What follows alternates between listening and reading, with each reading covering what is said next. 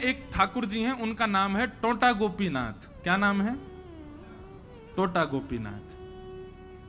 ये टोटा गोपीनाथ कैसे हैं सुनो। श्री चैतन्य महाप्रभु अपने शिष्य की कथा सुन रहे थे और कथा में जो शिष्य थे वो ध्रुव चरित्र सुना रहे थे।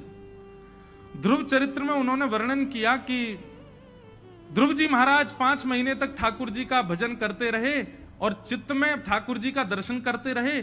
5 महीने बाद ठाकुर जी जब सामने प्रकट हो गए तो ध्रुव जी ने नेत्र नहीं खोले, तो ठाकुर जी ने उनके हृदय के स्वरूप को अंतर ध्यान कर दिया, तो ध्रुव जी व्याकुल हो गए। अब ये बात वक्ता कह रहे हैं, लेकिन सामने बैठे महाप्रभु जी को लगा कि उनके चित्त के ठाकुर जी अंतर ध्यान हो गए और वो इतने व्याकुल हो गए, इतने व्याकुल हो गए और ढूंढने लगे, कहां गए, कहां गए ठाकुर जी, कहां गए, श्याम सुंदर तुम कहां गए। तो जिस फर्श पर बैठे थे वहां नीचे अपनी उंगलियों से विरह में आतुर होकर के खोदने लगे, ठाकुर जी कहां चले गए। और खोदते खोदते खोदते महाराज तभी उनका हाथ में एक ठाकुर जी का सुंदर रूप आया, वही थे श्री गोपीनाथ। प्रकट करके निकाले, हृदय से लगाए, ठाकुर जी प्रकट हो गए और बोले तुम्हारी कथा सुनकर के ये प्राप्त हुए, लो आज से इनकी सेवा तुम ही करना। और वो उनको प्रदान कर दिए। फिर वो टोटा गोपीनाथ कैसे हुए?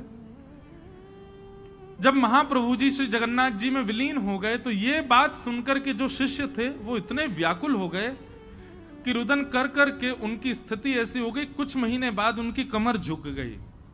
तो ठाकुर जी की सेवा में जब जाते थे तो मुख का स्पर्श नहीं कर पाते थे, चंदन लगाते थे तो मुख की जगह गाल पे लगता, होठों पे लगता, नाक पे लगता।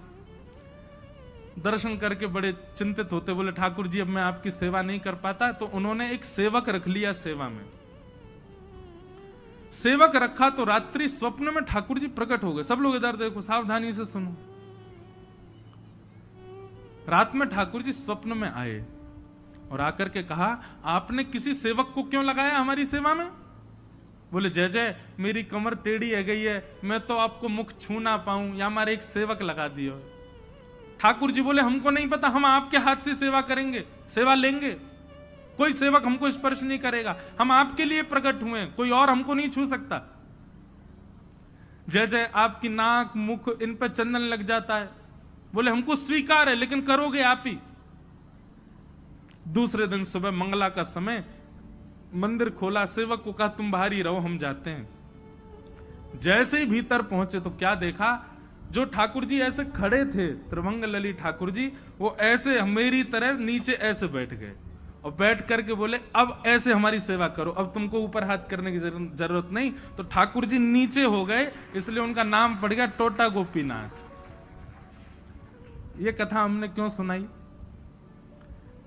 कथा सुनाने का उद्देश्य दूसरा था। श्री चैतन्य महाप्रभु को कथा सुनते सुनते आभास हुआ कि ठाकुर जी कहां चले गए, और उन्होंने जब खोदा तो वहीं प्रकट हो गए। मतलब वैष्णव रसिक जन ऐसे कथा नहीं सुनते कि बस सुन ली हो गया काम।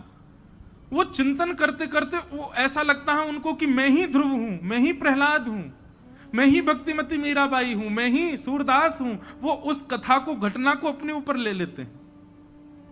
आप कहेंगे महाराज जी ये संभव नहीं है, ये है संभव। संसारी जीव जब सिनेमा देखने जाता है ना, वो जानता है कि ये सिनेमा नाटक है, वो जानता है कि ये सिनेमा झूठ है, लेकिन फिर भी उस सिनेमा को देखते देखते उसको अनुभव होने लग जाता है कि ये मेरी घटना है। और कभी कभी वो वहां दिखने वाले उस व्यक्ति के साथ होने वाली घटना पर रुदन करने लग जाता है, भावुक हो जाता है, कभी कभी अपने ऊपर बहुत ज्यादा ले लेता है उसको। इसका मतलब क्या है? ये गुण हमारे पास है पर संसार के लिए, ठाकुर जी के लिए नहीं है। इसको ठाकुर जी के लिए परिवर्तित करो। जब ध्रुव का प्रसंग आए तो यही विचार करो, मैं ही ध्रुव हूं, मैं ही 5 वर्ष की आयु में घर से चला गया हूं, मुझे ही नारद जी मिले हैं, मैं ही तप कर रहा हूं, मैं ही व्याकुल हूं ध्रुव की तरह। इस प्रकार कथा सुननी चाहिए।